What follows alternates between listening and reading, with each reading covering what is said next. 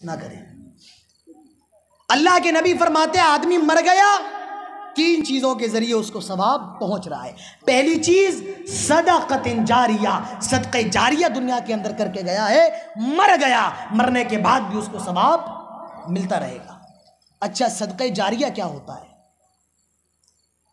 آدمی نے گاؤں میں ٹیوب ویل لگوا دیا۔ کیا لگوا دیا؟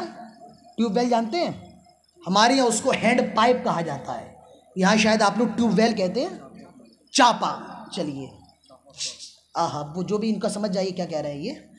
تو وہ آدمی لگوا کر کے چلا گیا، مر گیا، مرے ہوئے سال گزر گئے، لیکن وہ چاپا کل چل رہا ہے اور لوگ اس سے پانی پی رہے ہیں، تو مرنے کے بعد بھی اس کو ثواب ملتا رہے گا۔ جب تک وہ ہینڈ پائپ رہے گا، جب تک وہ چاپا کل رہے گا، مرنے والے کو مرنے کے بعد بھی ثواب ملتا رہے گا۔ اسے کہا جاتا ہے صدقہ جاریہ، صدقہ جاریہ کر کے جانا۔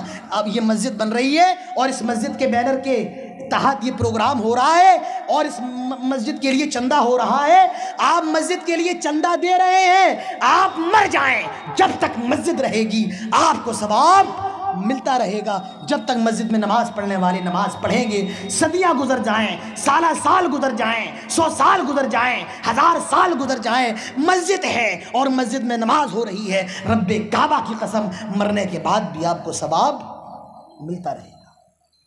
یہ میری بات نہیں ہے، یہ پیارے نبی جناب محمد رسول اللہ صلی اللہ علیہ وسلم کی بات ہے۔ تو مرنے کے بعد ثواب کیسے پہنچتا ہے؟ صدقۃ جاریہ، صدقہ جاریہ کر کے گیا ہے، ثواب مل رہا ہے۔ او علم ينتفع به، میں آپ کے سامنے تقریر کر رہا ہوں اور آپ میری ایک بات پر بھی اگر عمل کر لیں، کریں گے یا نہیں کریں گے؟ اگر آپ میری ایک بات پر بھی عمل کر لیں گے میرے پیارے بھائیوں، تو میرا 1500 کلومیٹر سے کا یہ سفر کامیاب ہو جائے گا۔ لیکن آپ آئے، ہم بھی تھوڑا چیخے چلائے، آپ بھی چلے گئے، ہم بھی چلے گئے، نہ اس پر عمل میں نے کیا نہ آپ نے کیا، تو یاد رکھیے میرا آنا بیکار، یہ پورا کا پورا جلسہ بیکار۔ اگر آپ نے ایک بات پر بھی عمل کر لیا، اللہ کی قسم میرا یہاں پر آنا بھی کامیاب ہو جائے گا۔ میں آپ کو کوئی بات بتا کر کے جاؤں، کوئی دین کا مسئلہ بتا کر کے جاؤں اور آپ اس پر عمل کرنے لگ جائیں، میرے پیارے بھائیوں میں مر جاؤں گا تب بھی مجھے ثواب ملتا رہے گا، کیونکہ میرے بتائے ہوئے مسئلے پر آپ عمل کر رہے ہیں۔ تو یہ ہے او علم ينتفع به، نیک علم جو نفع بخش علم دے کر کے گیا ہے تو اس کا بھی ثواب مرنے والے کو ملتا رہے گا۔ اور تیسری چیز او ولد صالح يدعو له، نیک اولاد چھوڑ کر کے گیا ہے۔ آدمی اگر نیک اولاد چھوڑ کر کے گیا ہے، اللہ کے نبی فرماتے ہیں مرنے کے بعد بھی اس کو ثواب ملتا رہے گا۔ وہ اولاد اس کے لیے دعائے مغفرت کرے گی، اس کے نام پر صدقہ و خیرات کرے گی، اس کو ثواب ملتا رہے گا۔ میرے پیارے بھائیوں، اللہ کے نبی ارشاد فرماتے ہیں مرنے کے بعد ان 3 طریقوں سے ثواب پہنچتا رہتا ہے۔ اللہ کے نبی ارشاد فرماتے ہیں جب آدمی کو قبر میں دفن کر دیا جاتا ہے اور منو من مٹی اس کے اوپر ڈال دی جاتی ہے، پھر 2 فرشتے آتے ہیں اور وہ بڑی خوبصورت شکل کے ہوتے ہیں، وہ بڑی حسین و جمیل شکل کے ہوتے ہیں، اور وہ اس مرنے والے کو بڑے پیار سے اٹھاتے ہیں، اٹھ جاؤ، اور یہ مرنے والا بڑے پیار سے اٹھ جاتا ہے۔ اور یہ 2 فرشتے ہیں، ان فرشتوں کا نام کیا ہے؟ ایک کا نام منکر ہے اور ایک کا نام نکیر ہے۔ کیا نام ہے؟ منکر، اور ایک کا نام نکیر ہے۔ یہ اس مرے ہوئے آدمی کو اٹھاتے ہیں، اٹھ جاؤ، یہ اٹھ جاتا ہے۔ اب قبر میں 3 سوال کیے جا رہے ہیں۔ پہلا سوال کیا جاتا ہے من ربک، تیرا رب کون ہے؟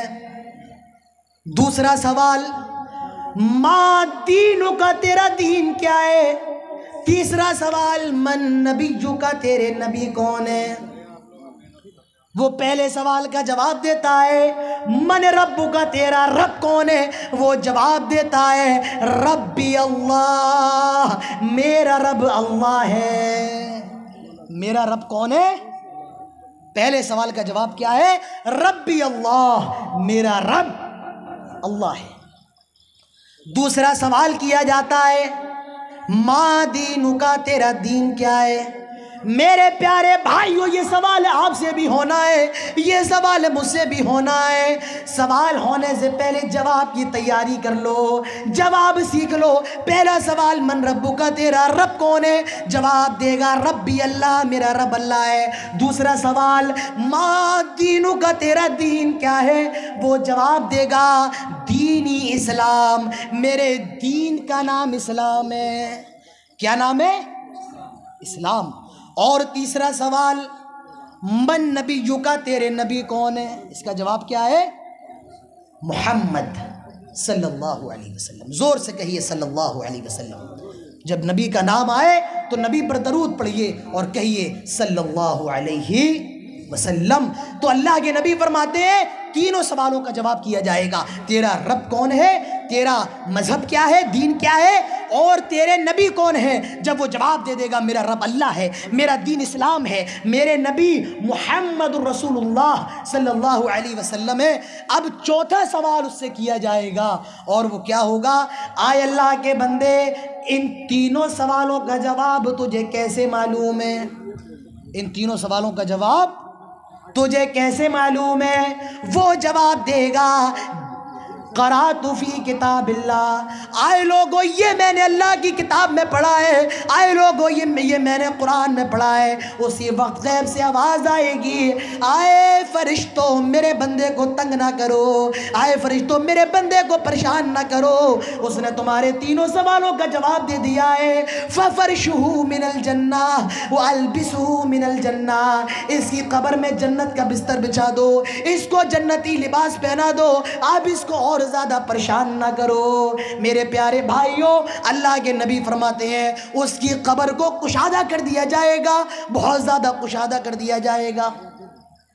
لیکن جو آدمی نیک نہیں ہوگا، بددین ہوگا، نماز پڑھنے والا نہ ہوگا، خیر کے کام کرنے والا نہ ہوگا، اس کے پاس بھی یہ دونوں فرشتے آئیں گے منکر نکیر، اور یہ بڑی بھیانک شکل کے ہوں گے۔ ان کی آنکھیں اتنی بڑی بڑی ہوں گی جیسے دنیا میں ڈیگ، بڑے بڑے ڈیگ ہوتے ہیں، کھانا بنانے کے برتن ہوتے ہیں، اور ان کے دانت اتنے بڑے بڑے ہوں گے جیسے کہ دنیا میں بیلوں کے سینگ ہوتے ہیں۔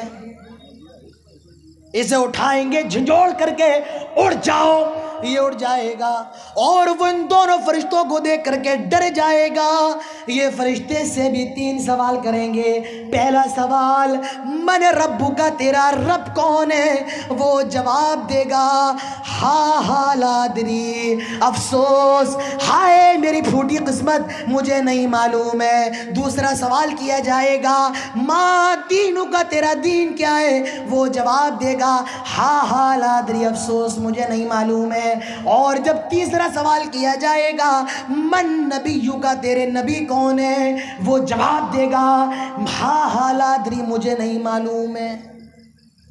آپ سوچ رہے ہوں گے ارے مجھے تو تینوں سوالوں کا جواب یاد ہے۔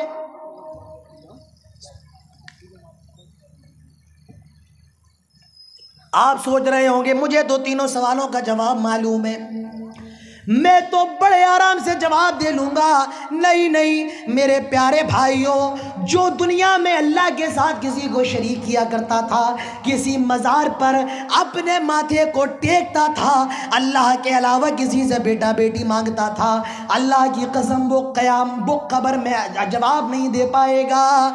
جب سوال کیا جائے گا ماں دینوں کا، تیرا دین کیا ہے؟ دنیا میں موبائلوں پر لگے ہوئے ہیں، فجر کی اذان ہو رہی ہے، سو رہے ہیں، فوش فلمیں دیکھ رہے ہیں، گندی گندی فلمیں دیکھ رہے ہیں، گانے سن رہے ہیں۔ جی ہاں یہ ہمارا حال ہے، میں جانتا ہوں یہ ہم سب کا حال ہے، یہ ہم سب کا حال ہے۔ ہمارے پاس موبائل ہیں لیکن فجر کی نماز پڑھنے کی توفیق نہیں ہے، ہم گندی گندی فلمیں بھی دیکھ رہے ہیں، ہم گانے بھی سن رہے ہیں۔ میرے نوجوانوں یاد رکھو، اگر تمہیں اس گندی فلموں کی لت لگ گئی، اللہ کی قسم تم اپنی جسمانی زندگی میں کبھی کامیاب نہیں ہو سکتے ہو۔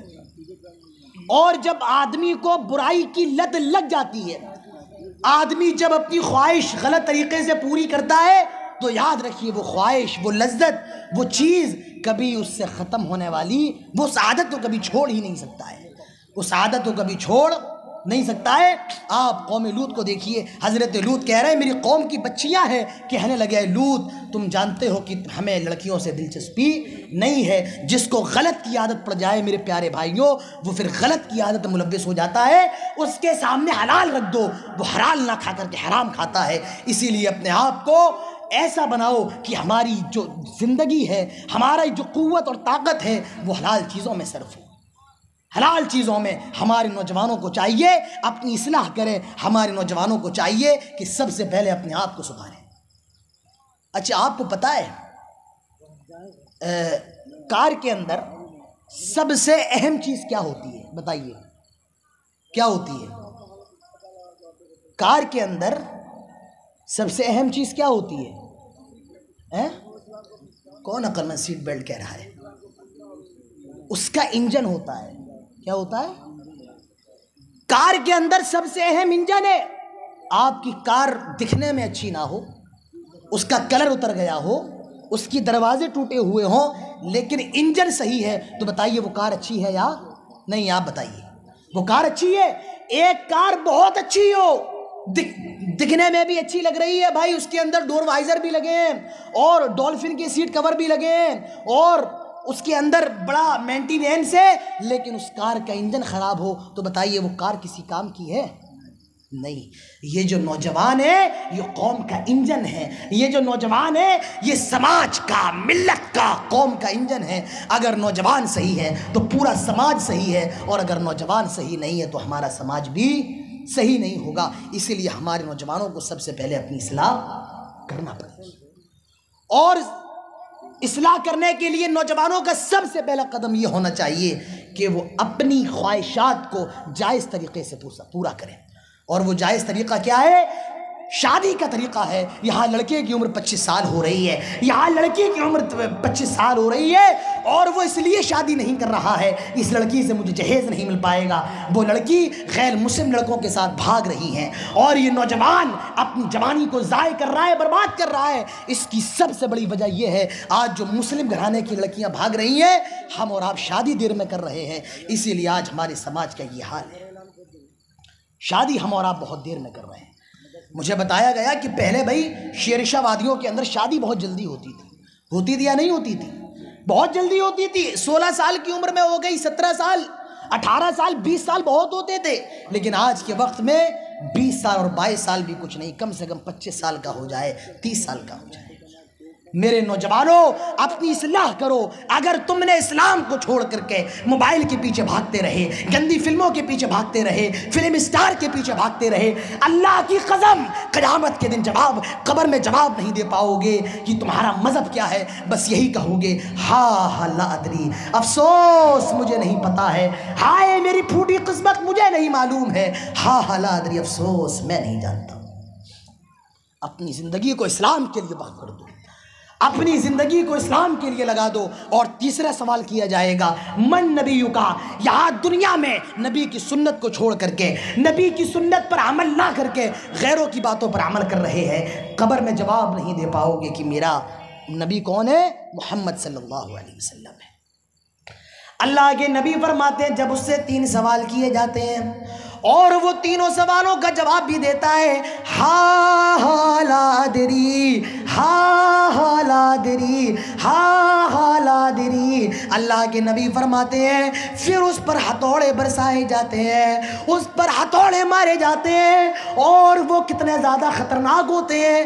اگر دنیا میں کسی پہاڑ پر مار دیا جائے تو پہاڑ ریزہ ریزہ ہو جائے گا، پہاڑ چور چور ہو جائے گا، پہاڑ ذرہ ذرہ ہو جائے گا، اور پھر اس کی قبر میں 99 سانپ اور بچھو چھوڑے جاتے ہیں، اور وہ سانپ اور بچھو اتنے خطرناک ہوتے ہیں اگر دنیا میں ایک مرتبہ سانس لے لے تو دنیا میں کبھی ہریالی نہ ہو، دنیا میں کبھی کھیتی باڑی نہ ہو، دنیا میں کبھی کوئی پیڑ پودا نہ اگے۔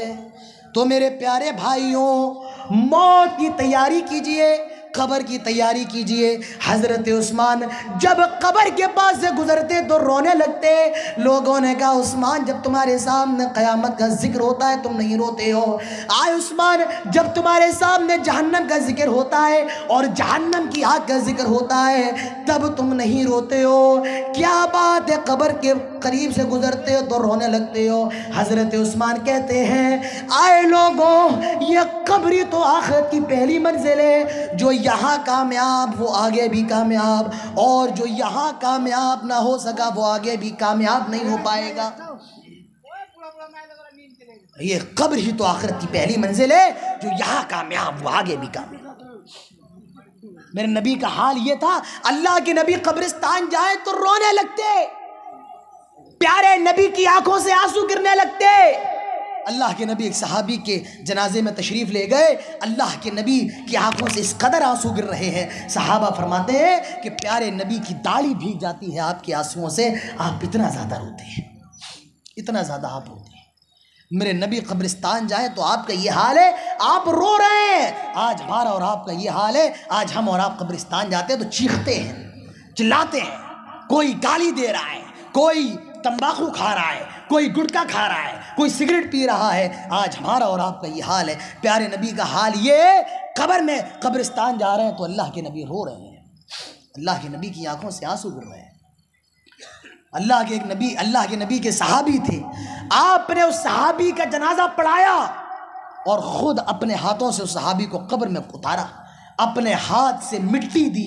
اللہ کے نبی مٹی دینے کے بعد رونے لگتے ہیں۔ آپ فرماتے ہیں میرے صحابہ اگر قبر نے کسی کو چھوڑنا ہوتا تو میرے صحابی کو چھوڑتی، لیکن قبر نے میرے صحابی کو بھی نہیں چھوڑا ہے۔ اس کا مطلب یہ ہے کہ قبر کے عذاب سے کوئی بچ نہیں سکتا ہے۔ تو میرے پیارے ساتھیوں، موت کے بعد کیا ہونا ہے؟ ہم سب کو قبر کے اندر جانا ہے۔ قبر میں چلے گئے، اگر جنتی ہے تو اس کے لیے جنت کا بستر بچھا دیا گیا ہے، جنت قبر کشادہ کر دی گئی ہے، اور اگر جہنمی ہے جہنم کی کھڑکیاں اس کے لیے کھول دی گئی ہیں، اس کی قبر کو تنگ کر دیا گیا ہے۔ اب دیکھیے قبر کے بعد انسان کے ساتھ